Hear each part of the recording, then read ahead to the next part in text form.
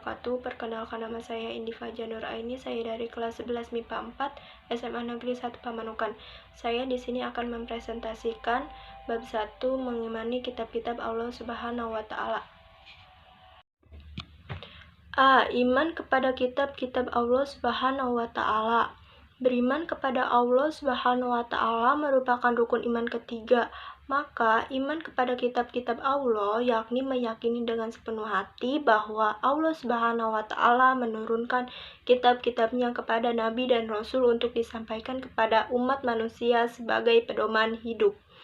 B. Wahyu Allah Subhanahu wa taala berupa kitab dan suhuf. Wahyu adalah petunjuk dari Allah Subhanahu wa taala yang diturunkan hanya kepada para nabi dan rasul melalui peristiwa-peristiwa tertentu, misalnya melalui mimpi. Adapun perbedaan kitab dan suhuf. Kitab berupa lembaran-lembaran yang sudah dibukukan, sedangkan suhuf berupa lembaran-lembaran terpisah. C. Nama-nama kitab suci Allah Subhanahu wa taala. 1. Kitab Taurat. Kitab Taurat diturunkan Allah Subhanahu wa taala kepada Nabi Musa alaihi salam di Bukit Sinai pada abad ke-15 Masehi sebagai pedoman Bani Israel yang dituliskan menggunakan bahasa Ibrani. 2.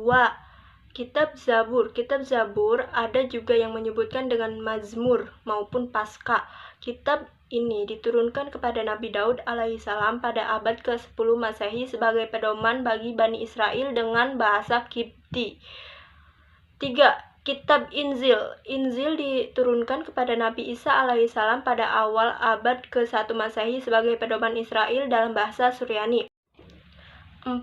Kitab Al-Quran. Kitab Al-Quran adalah kitab suci terakhir yang diturunkan Allah Subhanahu wa taala kepada Nabi Muhammad SAW pada abad 7 Masehi. Beliau sedang bertahanus di Gua Hiro. Berikut beberapa keistimewaan Al-Quran dibandingkan kitab-kitab terdahulu. A. Al-Quran adalah kitab suci pembenar dan kitab-kitab terdahulu, mengukuhkan kebenaran yang ada pada kitab-kitab terdahulu. B. Al-Quran adalah mukjizat yang abadi. C. Al-Quran terjamin kemurniannya karena Allah sendiri yang menjamin kemurniannya. D. Al-Quran memuat hal yang universal dan umum. E. Membaca Al-Quran dengan baik dan benar dengan buat ikhlas dinilai ibadah oleh Allah Subhanahu wa taala. F. Al-Quran memuat ilmu pengetahuan dalam berbagai disiplin ilmu dan filsafat. Ilmu pengetahuan datang dari Allah Subhanahu wa taala. Sekian video presentasi dari saya. Mohon maaf bila ada kekurangan atau kesalahan kata. Wassalamualaikum warahmatullahi wabarakatuh.